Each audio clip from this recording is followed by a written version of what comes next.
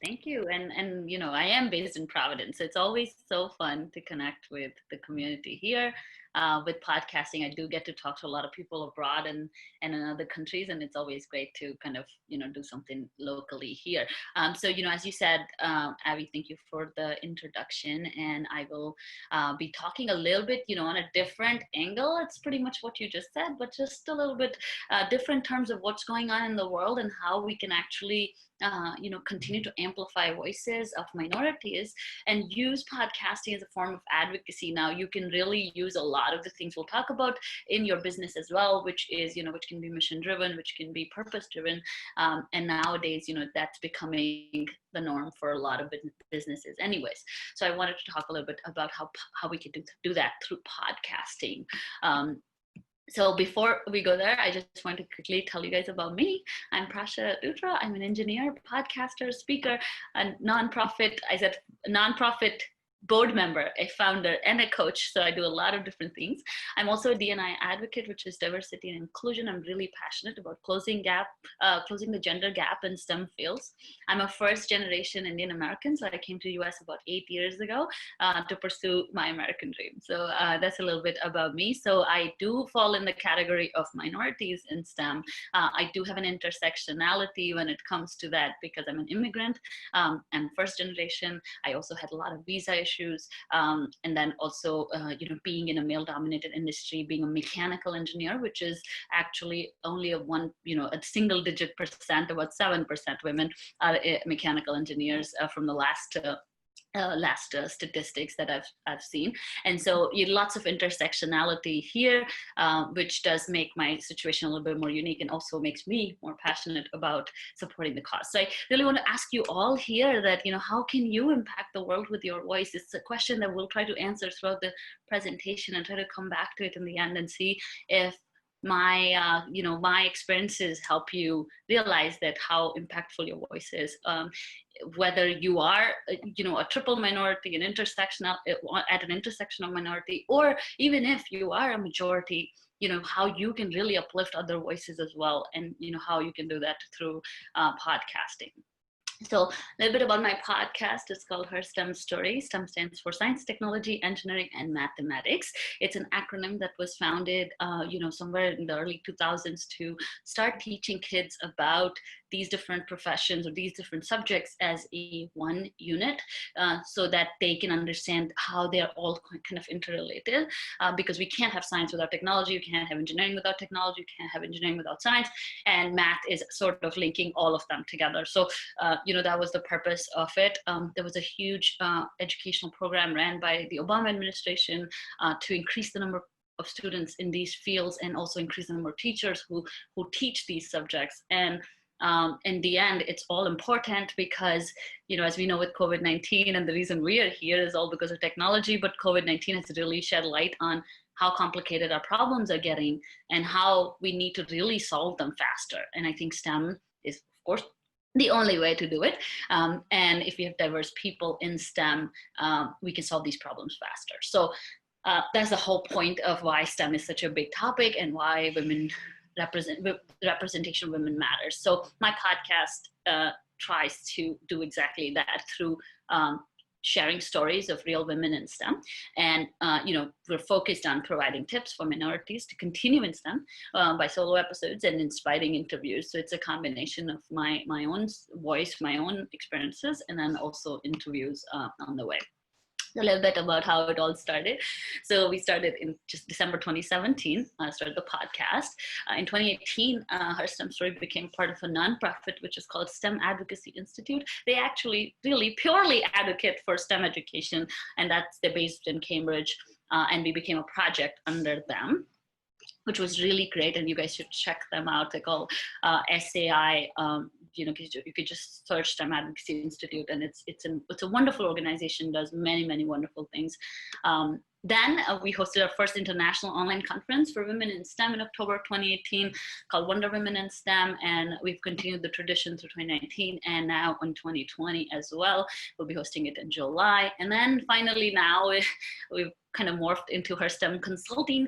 It's an LLC which creates trainings, coaching, and tools to help women succeed in STEM. So the reason I show you this evolution is because a podcast can lead to so many wonderful things. And this could also apply to your businesses in the sort of in a reverse direction, where you're maybe here where I'm now, and you can now start thinking how I can really become more attuned with what matters to my organization, and sort of bring that backwards to podcasting and use that as a platform to get your message out. So it's really up to us where we want to take our message and how we want to present it. And I really want to show you that podcasting is an avenue for it. So I want to talk about what is audio advocacy, right? So we're talking about this topic. And, advocacy is a big thing, right? We need to stand up for things that matter to us, like we're seeing right now with the Black Lives Matter movement. It gives us hope that, lots of things are possible, and also challenges us to think differently. One of the examples I like to share is like in 1967, I think, was the first time like biracial marriages got legal. That was an advocacy. Somebody advocated for it. My husband is American. It wouldn't be possible if those people didn't do what they did. So we really don't know how far advocacy can take us and what kind of impact it can have in the future. Audio advocacy is really using your voice to create change, right? So it only takes one voice at the right pitch to start an avalanche. And, we're seeing that right now in this time. And it's beautiful to see that, because you see what one person's voice, one person's story can do. And I really want you to think about this, that your voice really can change the world. And if you advocate for the things that matter to you, this can be a really great way to do it. So some benefits of audio advocacy, right? Why would I choose that over marching? Or why would I choose that over YouTube? Why would I choose that over many different ways to advocate? I think voice. So the number one thing is voice, because when you're using voice over imagery, like videos or photos, you really remove that image bias for the audience, which I think is great, because if I'm interviewing a person of color, I take their image away and let people in without that big bias of, oh, this person is white, brown, or whatever. And this ways they can actually just listen to the story. So I think that's really powerful. Low cost. Podcasts are very cheap to start. I started mine with like $85. So I think there's a lot of benefit. You could do it from your home. You don't need to organize big events. You could really just make it more accessible to yourself and get started. You have creative freedom, because podcasts are individual led. There's way more freedom to say your truth than you would if you're under a bigger organization or trying to do something more dependent on others to make those creative decisions.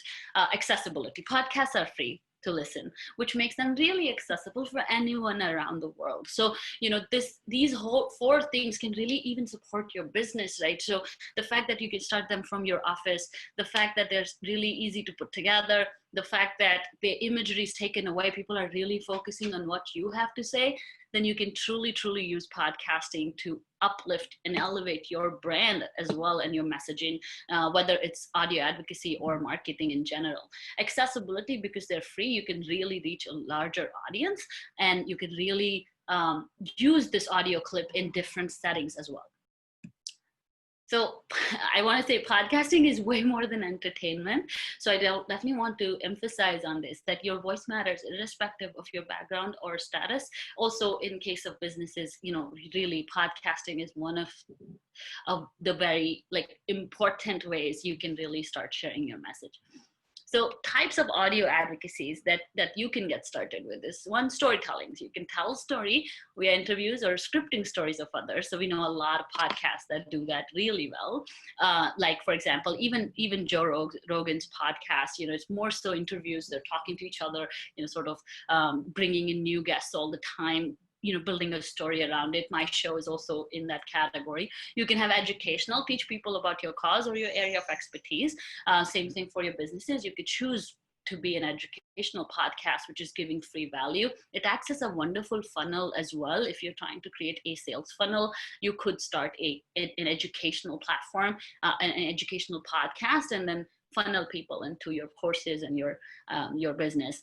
Conversational, you can discuss current events with the co-host. These are also really popular. There are some podcasts that are solely based on this, and they can be fun, entertaining, but also talking about current events and creating that awareness. Historical, discuss history with the co-host or a special guest, where you're now telling people why your advocacy matters, why your brand matters from a historical standpoint. Monologues, discussing your own thoughts about your cause and how people can support that, can also be a great way to do podcasting, or bring it into your brand, or even your advocacy. Live events. So for example, me and Abby were talking about this, where, this is a great webinar, and Venture Cafe does so many of them. They can repurpose these live events into audio shows and really create a new form of media, mixed media, which then can be shared with a different sort of audience, because people who love to listen they're always going to be people who are going to love to listen over watching something or being able to attend this live. So you really just increase the accessibility of your message through podcasting. So, this is a Maya Angelou quote: words mean more than what is said down on paper. It takes the human voice to infuse them with a deeper meaning. I think it's such a great quote, because it really shows us that why our voice matters so much. And whether you decide to use it for advocacy or use it for your own brand, if you keep it at the front and center, you will always be the voice of your own brand, and you'll be able to share the message that you really care about without just worrying about copy all the time, and really showcase your emotions that come with the voice. So I want to share with you guys what impact podcasting can have on your message. And I just want to share a case study, of course, for her STEM story, and share a little bit more about what we've done, where we're going, and how far we've come in the last 2.5 years. So a little bit about the listener persona profile. So they're mostly all women in STEM. I share 2 different avatars here, one being 32 years old, living in the US, working in STEM, probably an immigrant, you can tell from the name. And Catherine Love, maybe someone who's grown up here, who's probably an American. And she is probably 24 years old, lives in the US, studies in STEM. So we have a lot of students who are PhD students, who are master's students, who are tuning into the show. Personality, they're usually introverts. We actually have a quiz for this. We have done we've gotten about 1,000 responses from our audience on, their sort of STEM superpower. And what we found out is 50% of them are introverts, and almost 55% of them are creatives. So we're collecting this data as we go, and maybe in a couple of months we'll be able to actually harness that data and have a better persona and a better picture of how many engineers are tuning in, how many scientists are tuning in. Our values, and we know that this is the value for our listeners too, is community, collaboration, and inclusivity, something that we truly believe in. And, this is sort of the listener's journey that I want to share with you. And it can be different for you guys based on, where you're using podcasting. But I think this is what I have learned, is that when they're coming in, they're anxious in their STEM professions. They're not sure if they have the right role models. So then they're listening to diverse stories. And, a couple of episodes in, they might feel like a self-doubt, whether I can do this or not. And, slowly we walk them through more and more stories, because it's a weekly episode. And kind of alternating with tools and resources to build their confidence in STEM. And over time, when they stay with us, they feel much positive, and they want to stick in STEM. Now, this is a quiz that we're also working on to get that data of this, post experience. But I do get, we have 70 plus reviews, 5-star reviews on Apple iTunes, and of course, really great community that continuously works with us, talks to us through our social media, and telling us that these stories are really helping them. So our upcoming goals is, with the Black Lives Matter movement, we had to do some self-reflection ourselves, even though we are ourselves minorities. And yes, we do share very diverse voices. It's important for us to also take responsibility and amplify the Black voices in STEM. And so we are reserving 50% of our interviews for the rest of the year for Black women in STEM. And that's something that we want to do, and create more of those stories and create space for them. Number two, we want to equip women with confidence.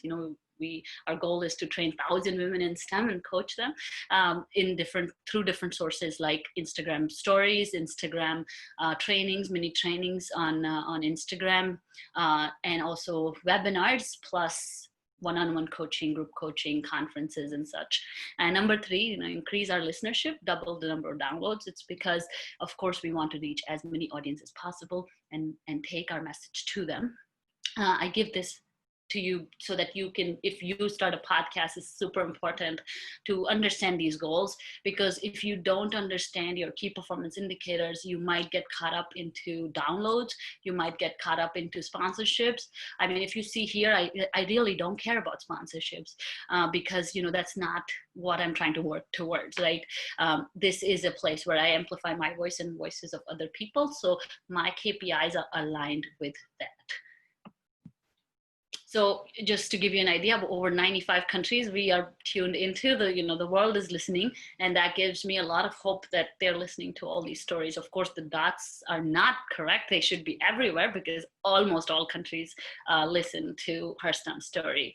So again, the power of podcasting. I'm recording from my closet in Providence, and my shows listened to in Japan, Australia, the Netherlands, New Zealand, India, Saudi Arabia. We were actually #1 in Saudi Arabia at one point in Apple iTunes charts. We peaked this week at number 44 in India. We peaked at number 24 in the US charts. So from China to Russia to Greenland, everywhere people are tuning in. So just a little bit key facts, we've about 50,000 downloads, about 15,000 social media followers. Again, her STEM story is itself a brand and itself an entity, which is now helping me build my business as well. As I said, my trajectory is the other way, but yours can be the other way. But you have to remember, even if these downloads seem like they're less in terms of your traditional podcast downloads, we are in a very, very niche space. But on top of it, it's dedicated downloads. It's dedicated audience that will buy from us, that will listen to our message, and that will actually take action. So the impact is truly profound, even if the numbers are not in the millions. Just a little bit of your listener growth, consistent upward trend for the last couple of years. This is for reference only. We have about 500 average downloads per episode, which is, consistently growing. Our social media engagement is highest on Instagram, then on Twitter, and then on Facebook. So I definitely want to ask you now, like that I walked you through this success story of her STEM story and what really your voice can do and impact the world. I really want to ask you, how do you think you can impact the world with your voice? And I'll open the stage for questions. I'm sorry if I rushed. Did I rush? I'm still I was like, am I rushing through this? But I will totally be fine going back and talking more. So it's effective. Yeah. Wanted to keep it to the point. And also, the presentation template was created by SlidesGo. So you can go ahead and check them out. They're incredible. All the decks there are free. They are actually for teachers. They started for teachers. So please go ahead and check them out. They're amazing. Yeah, I was actually going to say it was, I know it's not necessarily connected to the arc of what you're trying to discuss, but the presentation was beautiful. And so you actually found the template somewhere. You didn't make it yourself. Yeah, SlidesGo is the website. Yep, cool. SlidesGo. Yep. Yeah, we're creating a podcast, so I thought this was particularly timely, and we're a mission-based nonprofit. So, and I tend to process better, Prasha, listening to podcasts versus watching videos. Yeah, awesome. So I decided to listen to yours on my phone versus logging in on my laptop. Mm-hmm. And it's just, it's great. And there are some actual takeaways for us as we're in this new normal that we're living in as an organization. We're redefining our strategic plan and our KPIs. So thank you for sharing all of this. Yes, you're welcome. And there's a research that says that audio is retained way more than reading or even watching things. And so I think like audio is definitely very, very powerful. And again, being mission driven, if you're just starting out, like again, feel free to reach out to me at any of these platforms, story@gmail.com, and I'll definitely be very excited to help you out with whatever you need. But I do recommend having KPIs that are really beneficial to what you're trying to accomplish. So, asking yourself why, because otherwise you can get caught up in the numbers, and, it usually is not very helpful, because podcasting is a very saturated space as well. So there are many, many podcasts, and it can become really overwhelming if you try to chase those numbers. Yeah, actually, that was something a takeaway I had. I really appreciate how you're going kind of deep in a niche, and you are okay with that and accepting of that. Considering it's such a saturated space, and so many organizations are doing it along with us, and we're just building it out. We have barely started promoting it ourselves, and I've seen other organizations have something, and their listenership is in the double digits, let's say, after a few months. What are some techniques for increasing that, or should people be okay with the fact that it might not be the biggest? Yeah, I mean, it's up to, so for her STEM story, we've always tried to keep community at the center of it. So we know that, being accepting of the fact that audiences will consume content differently. And as Tuni said, that, everyone processes it differently. So there are people who are processing your 3-second clip or 30-second clip on Instagram, still getting the message, what you're trying to say, but maybe not tuning into the show itself. So I think, again, understanding what's your main objective, because if your objective is to make money from podcasting and actually make money from sponsorship, then you're definitely in it for the craft of podcasting. But if there's an extension to your why, which is either, like for me, it's an advocacy thing, like I really want to share these stories because for closing the gender gap, or now it's sort of like double purpose, like with my business, I want to sell more coaching packages or more webinars and more conferences, then my content is sort of bringing these people into my funnel. So it's totally up to you where your podcast is situated in your bigger purpose. I think because the saturation is too much, I wouldn't start a podcast to make money from the podcast, if that makes sense. Yeah. And also, I think you bring up another point about how much effort to put into something based on what you want to get out. Can you talk a little bit more about your approach to production?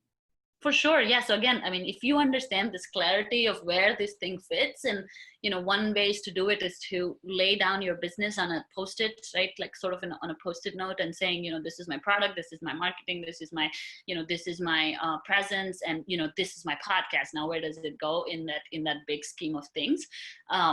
That's a really great way to first analyze how much effort you want to really put in. If your podcast is the top of everything you do, then of course that is the most important thing. In my case, it's somewhere between like being top and and bottom. And so I think I put in bare minimum effort because I don't have a lot of time.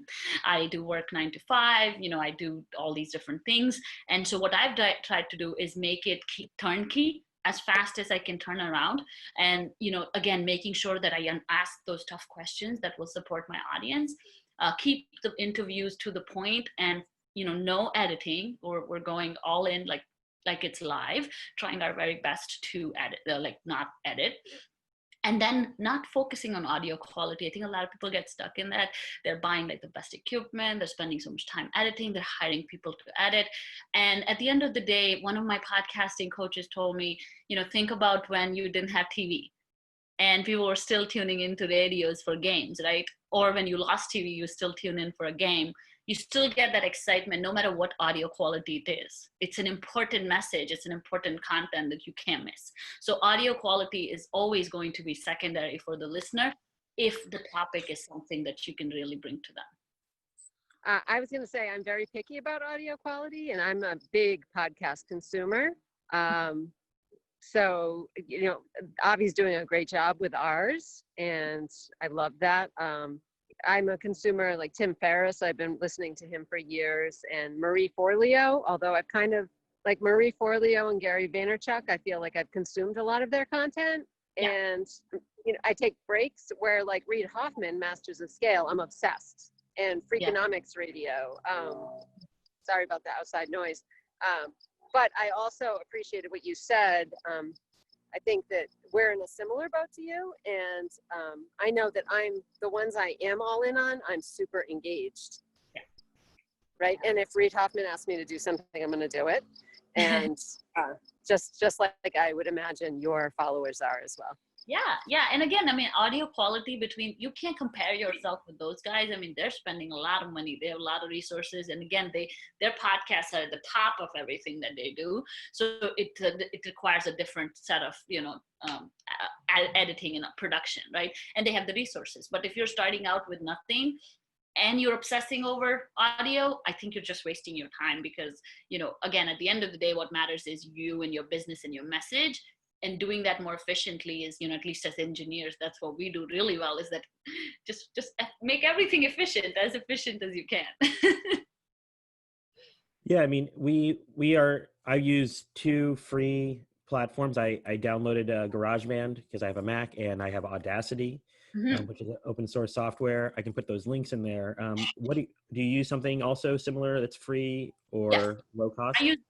I use Audacity, and then I use my Yeti mic, which you can buy Yeti online, and it's really, really cool. It's only like $100, I think, and then it has everything. Like you can do it unidirectional. So I've recorded live events with it, where I've actually recorded a live panel. I've recorded tons of you have it already. So Yeti is the perfect mic. There are other mics that you can look into, but again, as I said, it does the job. And depending on where you're at in your business, you may want to think about your investment, because again, the return on investment on podcasting will really depend on, again, where it falls in your business, right? And how long are you going to wait? So her STEM story has grown over 500% since it started. However, it has hardly made any money on its own, so the money I put into it is going to be very minimum, because I know the return on investment on just the show itself is not that high. But my message, yes, And also, I mean, you're saving this content for the future. You're capturing stuff for eternity as well. 100%. I think it's a legacy that you leave, which to me has been really, really, really cool, because I'll share a personal story here. Like I, lost my dad to pancreatic cancer. When he died, we were looking for his voicemails because we wanted to hear his voice. Now, however, we didn't have any. We only had like maybe 2. And so I think for me, every time I record, it's really, really important that, this is my voice. This is what I'm going to leave behind. So it's important that my voice is shown. Audio quality, that's fine. I can manage that.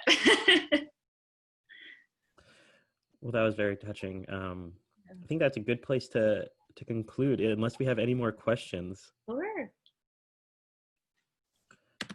Prasha, thank you so much.